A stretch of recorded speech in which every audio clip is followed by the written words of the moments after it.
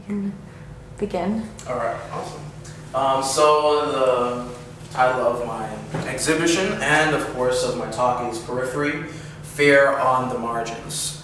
And so one of the things I want to first talk about is expectations.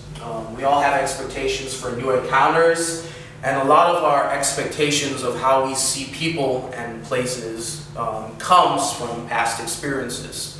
So I would judge someone based on maybe a bad past experience someone has had, or I might judge someone based on a good past experience that I've had with that person.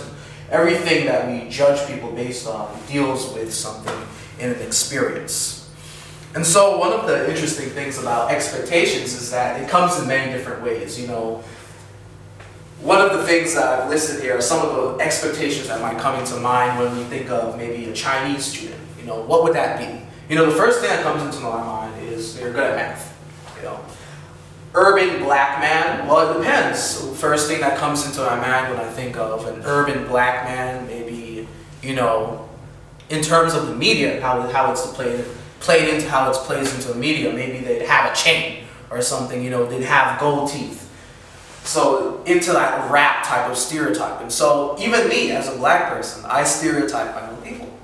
Could be based on past experiences that I've had, in seeing how they've been portrayed in the media, and then I put what I see and internalize it. And so I start to see even my own people as a certain way. A nurse, we think of nurses as caring. Cowboys, we think of the typical type of cowboy, riding on a horse somewhere in the middle of nowhere. Muslim, terrorist. That's how the media has taught me to see Muslims. They've taught me to see Muslims with certain types of suspicions. And unfortunately, we've internalized that as a society. And of course, Kazakhstan, or Pakistan, Afghanistan, a lot of these countries we also associate with terrorism, with someone being a terrorist. And so those are like the first things that come into my mind. One of the things I want to do is be very open and transparent and not try to fake it. I'm not going to say that, when I think of the urban black man, everything I think is positive, because it isn't. And we live in a society where, the stereotypes that are placed on each one of us plays a role in how I see it. Even though, personally, I'm trying to see them in a different light, and I think I have, those stereotypes are always in the back of my mind. They're always there. They're always on the top 5 list of the things that I think of when I think of these types of people.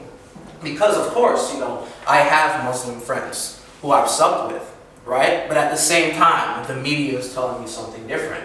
And so the process of expectations has forced me to unlearn a lot of the things that I think of right away when I see these people, or when I think of these people in these ethnic groups. And so stereotyping is basically the process in which we put assumptions on other people based on past experiences. And so here we have some assumptions that we have, of the person in the favela, the Mexican stereotype, the urban black man, even the Jew, especially in our society today, anti-Semitism is very big, and the concept of what is Jewish heritage has played a large role in how we see people as Jews. And there is, of course, the caricature of the Jew as someone who has a lot of money. So that plays a role in a lot of the stereotypes. And it's a very natural process to want to stereotype people, but once it starts to become part of us and inflexible to change, that's when it becomes prejudice. And so prejudices form out of stereotypes, and how we play on this prejudice usually determines, not just what type of person we are, but also how we create our laws, how we create certain types of policies, and of course, how we associate with a lot of people. Stereotypes also play into something called stereotype threat, which is the prevalence of basically us judging people and internalizing our stereotypes for ourselves. So I'm going to give you an example. I go to Walmart regularly. I love the store, probably because of its cheap prices. And so, sometimes I might not buy anything. You know, I might just go to Walmart and slowly, you know, walk out past, you know, the person there who's there to, you know, check the receipts. And one of the things that I found really interesting is I'm always thinking about what the person who checks the receipts thinks of me as I'm walking out with nothing, right? I might have just went in there, but I didn't find what I was looking for and went out. It's universal throughout like all the stores. Like I'm always thinking about what other people think about me. And so, is the person thinking that maybe I stole something? You know, because this black guy kind of looks suspicious when you're not walking out of the store with nothing, especially Walmart. Everyone walks out of the store with Walmart. So this is my thought process. I'm always thinking about what other people are thinking. And so the idea of stereotype threat is that our abilities worsen when we're made aware of the negative stereotype. So the negative stereotype is, I am a black man, a young black man, and the stereotype is maybe, you know, if I'm walking in a store with nothing, maybe I'm trying to steal something, or maybe, you know, something about me is suspicious, and so I'm internalizing that, and I'm thinking, I really don't want to look like I am someone who's stealing something. So I'm going to try to walk out of here as innocently as possible, you know? Or if I'm in a group and I'm speaking with people, and maybe I'm the only black person in the room, I'm thinking of, you know, make sure I'm making the black race look good. You know, I'm not being too black, too loud maybe, you know, too ghetto, you know, ghetto, the terms. And so I'm always thinking about, you know, how can I, as a black man, be as innocent as possible in other people's eyes? And so it's very interesting because I've gone through that process in, you know, my own life where I've had to unlearn some of those issues and just kind of like be myself, because it's very hard, because it's always in my mind. I'm always trying to think about who I am in a certain type of space and trying to navigate that space. And I'm aware of the negative stereotypes, and I don't want to be privy or to help push certain negative stereotypes. And I think it's one thing that people of color face in a country where media does influence the stereotypes that are placed on them, and we're always trying to rid ourselves of the stereotypes, so much so that we police each other. And I've found that, you know, the big issue even in my community is the discussion around respectability politics. Whether it is wrong to tell a black person to look and to act a certain way, you know, in the space, because they might make someone look bad. They might make the entire race look bad if they're acting a certain way. And it's something that I've kind of thought about, and personally, I've grown in it. I've started to think of being black as diverse and being willing to accept the diversity of black people and how they think has been a very large part of my entire process. Because I do remember, you know, that internalization being part of middle school and high school. Because yes, black people did say, you know, why are you acting white? You know, because they've internalized it. They've internalized the idea that whiteness is equivalent to something. And white in our society has always been the default. And so people always judge things based on whiteness. And so even black people, you know, we've judged things based on whiteness. It's just because society has taught us to, right? And so there is that occurring debate on what, not just what whiteness is, but also how should black people judge ourselves? You know, should we even judge ourselves? And one of the things that I think has been interesting has been a move away from judging ourselves based on our proximity to whiteness and judging ourselves for us. You know, with the natural hair movement, you know, with the movement, you know, there's a Black Girls Code movement of getting more black women especially, you know, involved in the sciences, you know, involved in technology. And I think that moving away from thinking about how society thinks of us to how we should celebrate our own blackness is probably a very big part of breaking away from stereotype threat. And so psychologists have actually studied this, and one of the things that they found is that they did a study, and black American students performed worse than white American students on tests when they think that the test is measuring their abilities.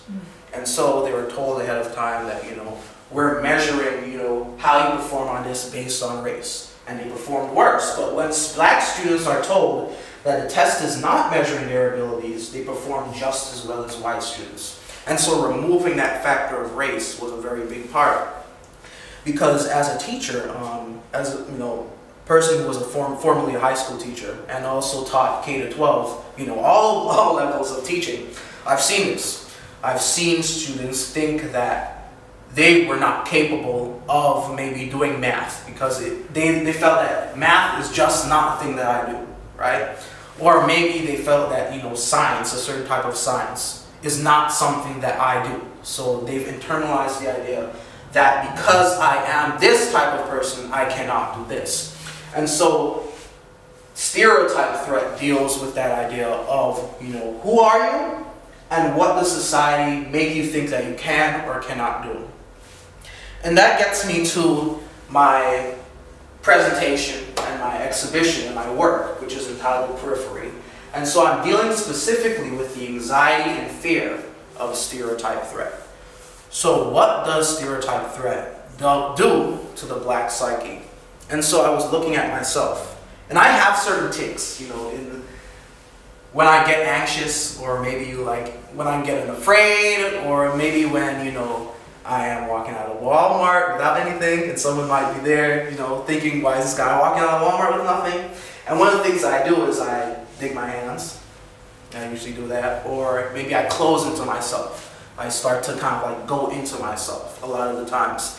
And it's a way of me trying to make myself smaller, make myself more innocent in anything that I do. And so my exhibition, Periphery, deals with that idea of marginalization. Everything is pushed to the margins, even down to my entire body. I'm pushing myself to the margins and making sure that I'm not being too much. And one of the biggest parts of being black in America is being aware of who you are. And not just being aware of who you are, but trying to navigate the system. Because I remember, especially when I was smaller and even in college, one of the things that I was always told by, whether it was, black elders or even by people that I've known for a long time, is that being black means you have to work twice as hard to get half as far in a lot of instances. And I was always wondering what that meant. What does it mean to work twice as hard to get half as far? And the biggest part of having to work twice as hard is the fact that you're never able to have access to the opportunities that other people might have. And so, let me give an example. I currently live in Orange, New Jersey. It's one of the lowest socioeconomic areas in the state, and right across from it is South Orange, New Jersey, which is one of the highest. And I'm an artist, and in a lot of the art world, the idea of low income and being in a low income neighborhood means that you're shut out a lot of the time, because the art world in general is an upper middle class type of enclave in a lot of areas, especially in New York City and even in New Jersey, you see. And so being an artist who has always lived, and most of my life actually lived in lower income neighborhoods, that means that I'm always having to go out, to whether it's an exhibition to meet people and network as an artist. Or maybe that means I'm having to go out, into a different place. So I'm always having to go out of my space into another space to meet and network with artists.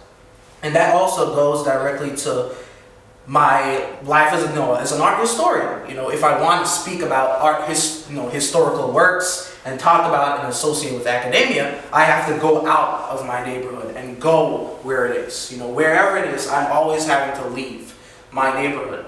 And so that idea that my neighborhood isn't good enough for people to come to me, I have to go out to them, means that there's always that disconnect.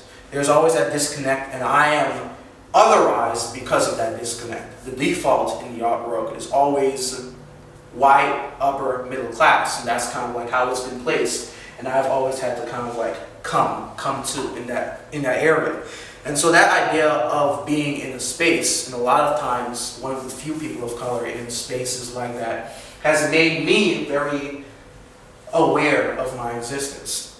And so Periphery deals with that anxiety and coming to, and the coming of age story of me trying to come to being in certain spaces, existing in certain spaces where I'm the only one, and I feel that I have to be a certain way, and I'm always aware of it. That anxiety of always being aware that you're black in a certain space where you might be the only one has been a very big part of who I am, and it's played a very big role in my life. And the process of unlearning and trying to, unlearn some of these previous biases has been the next step that I've wanted to take, because I've always decided, and I've always wanted to decide that, if I'm going to be an artist, if I'm going to be individualized, I not only have to go out to those spaces, but I also have to encourage other people to go out into those spaces with me.